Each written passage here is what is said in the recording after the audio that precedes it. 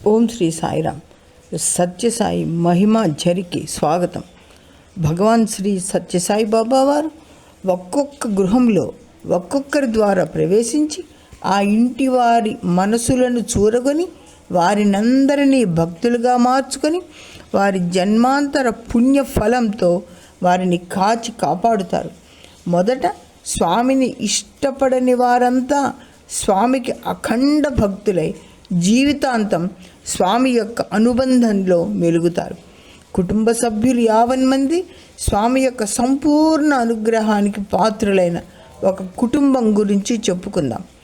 1940వ సంవత్సరంలో కృష్ణ భక్తుడైన గుమ్మగుట్ట సుబ్బారావు అనే బ్రాహ్మణుడు పంచాయతీ బోర్డులో చిన్న ఉద్యోగం చేస్తూ ఉండేవాడు.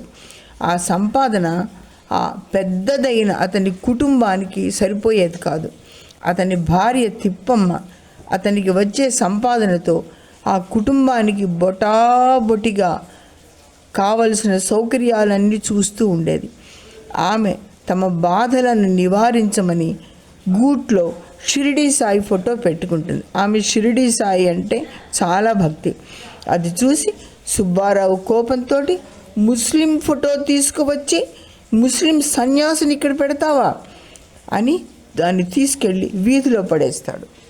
ఆ రాత్రి షిరిడీ బాబా ప్రత్యక్షమై సుబ్బారావు ఆరాధించే రాధాకృష్ణుని చిత్రపటంలోకి వెళ్ళి ఐక్యమైపోతారు. అది చూసి సుబ్బారావు మతి భ్రమిస్తుంది. వెంటనే నేను తప్పు చేశాను అని గ్రహించుకుని బయట షాప్కు వెళ్ళి వెతికి షిరిడీ బాబా ఫోటో తెచ్చి పూజా మందిరంలో పెట్టుకొని పూజ చేస్తూ ఉంటాడు. కొన్ని సంవత్సరాలు గడిచిన తర్వాత సుబ్బారావు నేను సాయిబాబాను అని ప్రకటించుకొని 19 సంవత్సరాల యువకుడు పుట్టపర్తిలో ఏవో మహిమలు చేస్తూ భక్తుల రోగాలు కుదురుస్తూ కోరికలు తీరుస్తూ ఉన్నాడని తెలుసుకుంటాడు. అయితే అతనికి నమ్మకం లేదు.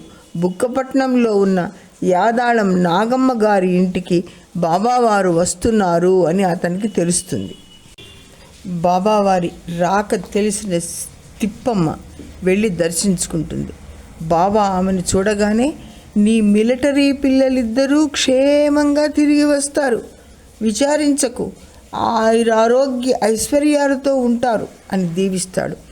ఆమె తాను ఏమీ చెప్పకుండానే తన పిల్లల గురించి చెప్పిన ఈయన సాక్షాత్ భగవంతుడే అని నమ్మి ఎంతో సంతోషిస్తుంది. ఇంటికి వచ్చి భర్తతో చెప్తుంది. ఆయన కోపంతో ఆయన నిజంగా దైవమైతే మన ఇంటి ముందు నుంచి ఊరేగింపుగా పోయేప్పుడు ఆ జీపులో నుండి దిగి మన ఇంటికి వచ్చి పూజ గదిలో మనం దేవుడికి పెట్టిన నైవేద్యం తినాలి, అప్పుడే ఆయన దేవుడని నేను నమ్ముతాను అని సవాల్ విసురుతాడు. సాయంకాలం అవుతుంది. బాబా కూర్చున్న జీపు ఊరేగింపుగా వెళుతూ వాళ్ళ ఇంటి ముందుకు వస్తుంది.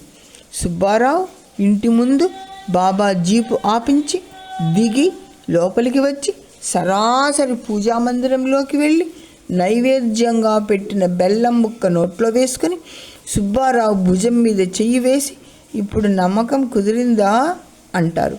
సుబ్బారావు సృహ తప్పి బాబా పాదాల మీద పడిపోయి క్షమాపణ కోరుకుంటాడు. అప్పుడే అక్కడే బాబా ఎడల భక్తి అంకురం ఏర్పడి పెరుగుతుంది. జీవితాంతం ఆయన కుటుంబ సభ్యులంతా కూడా బాబాకు అత్యంత సన్నిహితులై ఎంతో కాలం బాబా యొక్క ఆశీర్వాదాలు పొందుతూ ఉంటారు. అంతే మరి, సవాల్కైనా సరే స్వామి తయారై భక్తులుగా మార్చుకొని వారిని ఉద్ధరించటమే స్వామి యొక్క అవతార లక్ష్యం.